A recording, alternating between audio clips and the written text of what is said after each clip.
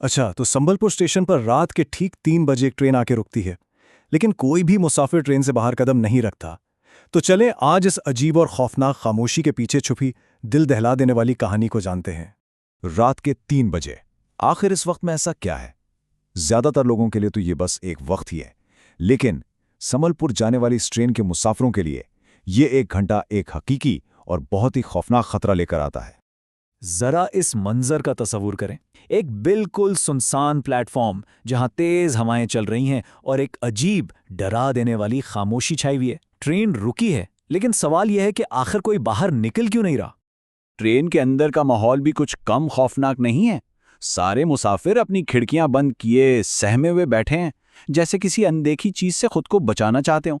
लेकिन उनमें से एक बूढ़ा आदमी है जो अच्छी तरह जानता है कि बाहर असल में क्या है। वो अपने साथ बैठे एक मुसाफिर के कान में सरगोशी करता है, एक ऐसी वार्निंग जो खून जमा दे। वो प्लेटफॉर्म पर मौजूद 2 औरतों की तरफ इशारा करता है, एक चाय बेचने वाली और दूसरी कचरा उठाने वाली। लेकिन इन सारी वार्निंग्स के बावजूद राघो नाम का एक नौजवान मुसाफिर स्टेशन की इस अजीब खामोशी को नजरअंदाज कर देता है। उसे तो बस चाय बेचने वाली की आवाज सुनाई देती है और वो चाय खरीदने के लिए खिड़की के पास चला जाता है। चाय खरीदने का ये आम सा काम पलक झपकते ही एक हौलनाक मंजर में बदल जाता है। इससे पहले कि कोई कुछ समझ पाता, राघव की जिंदगी खत्म हो जाती है और बाकी सब मुसाफिर खौफ से अपनी जगह पर जमकर रह जाते हैं। जैसे ही ट्रेन इस खौफनाक स्टेशन से निकलती है, मुसाफिरों की जान में जान आती है।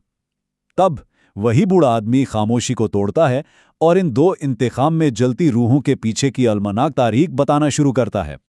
ये कहानी 2 यतीम बहनों रीता और सीता की है। वो अपने गांव से शहर आई थीं, आंखों में एक बेहतर मुस्तकबिल के ख्वाब सजाए हुए। लेकिन जिस स्टेशन पर वो उम्मीद लेकर उतरी थीं, अफसोस वहीं उनका सफर एक होलनाक अंजाम को पहुंचा। उनके ख्वाबों और जो हकीकत उन्हें मिली, उसके बीच का फासला ही उनके ना खत्म होने वाले गुस्से की वजह है। वो एक महफूज जिंदगी की उम्मीद लेकर आई थीं, लेकिन उन्हें मिला क्या? सिर्फ धोखा और मौत। और यही दर्द उन्हें आज तक इसी स्टेशन से बांधे हुए है। लेकिन ये बूढ़ा आदमी सिर्फ कहानी सुनाने वाला नहीं है। इसका एक मकसद है। वो खास तौर पर उन बहनों के गांव से आया है और उसने कसम खाई है कि वो उनकी रूहों को इस अजाब से आज़ाद करवाने का कोई ना कोई रास्ता जरूर तलाश करेगा। देखिए, इसका मकसद इन रूहों को खत्म करना बिल्कुल नहीं है, बल्कि वो उन्हें मुक्ति दिलाना चाहता है, यानी इस दुनियावी अजाब से रिहाई और वो सुकून जो उनसे जिंदगी में ही छीन लिया गया था। इसकी तलाश उसे बहनों के रिश्तेदारों तक ले जाती है, जहां उसे पहला अहम सुराग मिलता है। एक ऐसा सुराग जो किसी गहरी और ज्यादा तकलीफदेह साजिश की तरफ इशारा कर रहा था। वो पता बूढ़े आदमी को एक तांत्रिक के पास ले जाता है, एक ऐसा रूहानी आमिल जो अपनी ताकत से माजी के पर्दे हटा सकता है और वही उस जुर्म की पूरी खौफनाक सच्चाई को सबके सामने लाता है। और सच्चाई तो तवक्को से कहीं ज्यादा भयानक है। वो चाय बेचने वाली और कचरा उठाने वाली तो सिर्फ मोहरें थीं।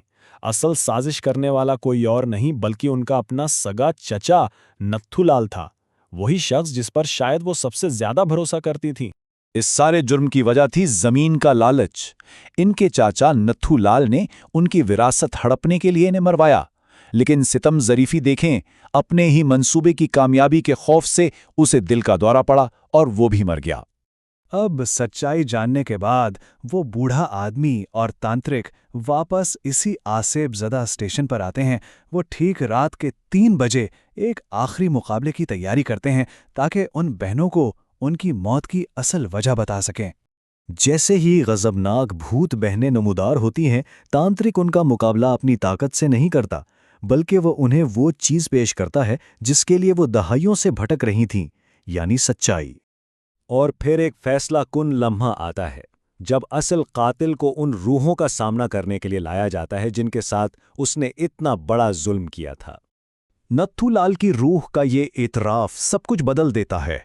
वो माफ़ी मांगता है और उसके हर लफ्ज़ में गहरा पछतावा झलकता है। शायद ये वही लम्हा था जिसका इन बहनों को बरसों से इंतजार था। सच्चाई और एतराफ़ के सामने आते ही इंतकाम की आग ठंडी पड़ने लगती है।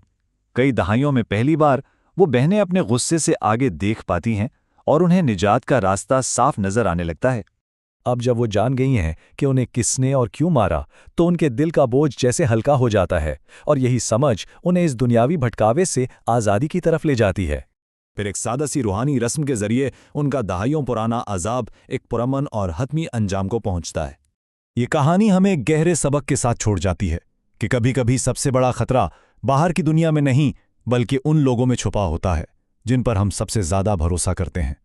धोखे का जख्म सबसे गहरा होता है और सच्चाई चाहे कितनी ही तकलीफ दे क्यों ना हो, वही निजात का वाहिद रास्ता है।